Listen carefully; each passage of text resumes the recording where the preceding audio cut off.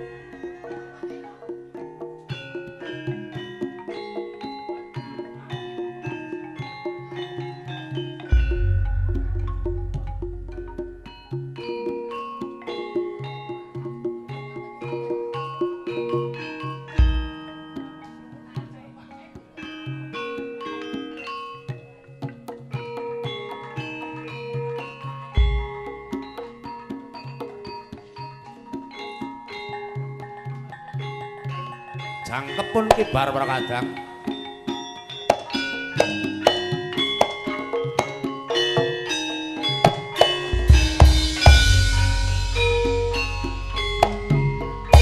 Slendang Sutra Kuning tandha mata sing tak wenehake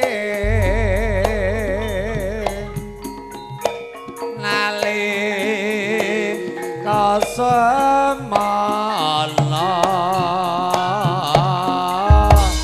kowe janji orang lalekake yo dar wis mesa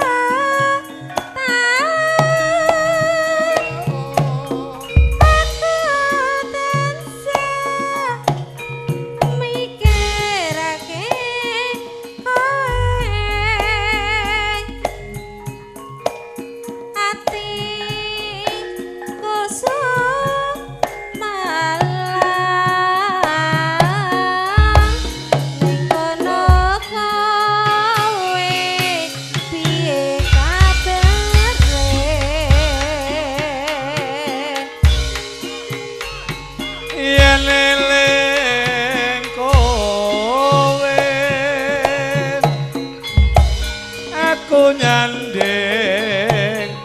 Slendang Sutra Kuning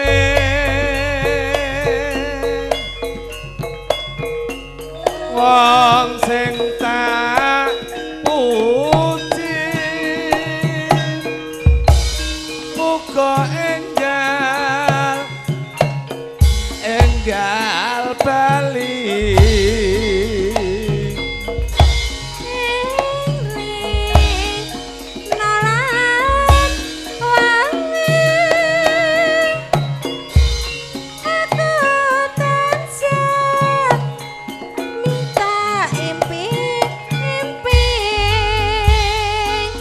Larang Udan Lewung Loro Bronto Loro Jonggrang Larang Udan Slendang Sutra Kuning dadi tombong panase kaya ngene goyang ayem wis katon didarni bentere Soryale sarinane samengine mung ngrasake panase kaya ngene Larang Udan saben dina mung tansah kaloyongan tandur-tandur kekeringan lemah sawah lemah sawah sing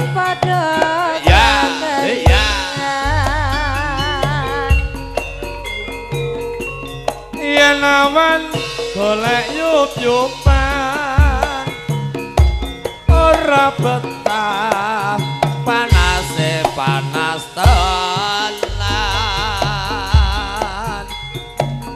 angin silir ra karuan lewung katone wus larang udan tenan dadi lewung atiku nalikane sepisan ketemu wong ayu dadi laku godho ati rinten siang dalu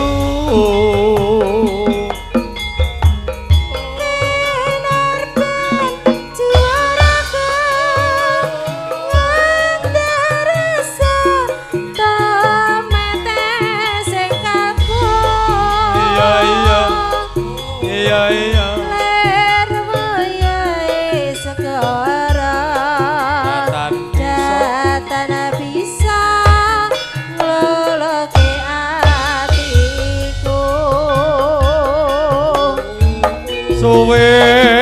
gonku nganteni lewunge atiku antuk janji agenda kemana-mana muga dadi nyawiji nadyan abot tak lakoni ae ayo nih Satya Pandita Ratu Nang Sri Rama Dadya ing sisiku iya yo loro junggrang loro junggrang tresnaku bakal ginawa mati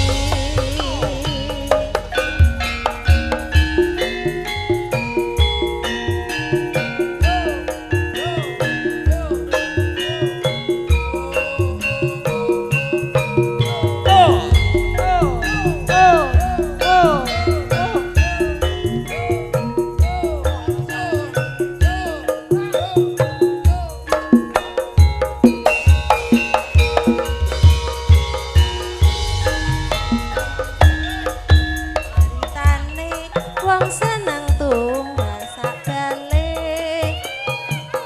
wiwitane langgo jejer saben dinane saya soe saben jejer demik pipine banjur ngomong mas aku sayang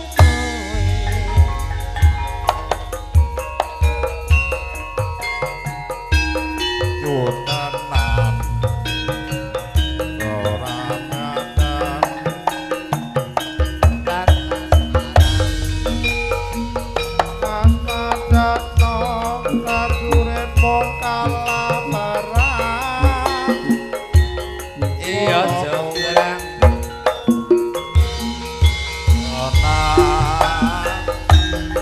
jaga benteng kowe aja kumanungko iya barang iki kanggo durung rempong bela pati kang Mas Prabu Kupala iya kanggo sedo labuhing Wonosegoro tobat-tobat kowe wanita keparan ora ngerti yen Bandung lanange jagat putra ratu pengging ratu Damarmaya aku duwe aji sekti gedhe dawa manuta sun pundhut garwa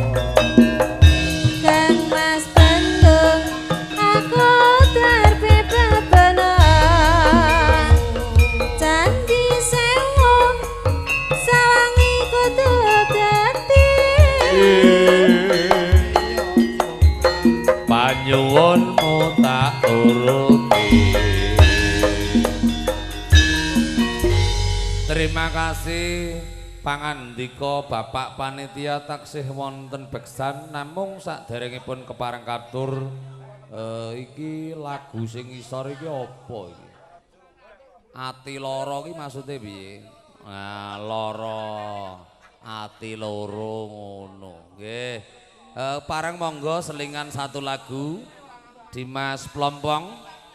nyanyi dulu mangke bibar jenengan nyanyi terus beksa meneh. Ledeke ya ben ambi ngombe teh. Ayo Dimas kene nyanyi satu lagu buat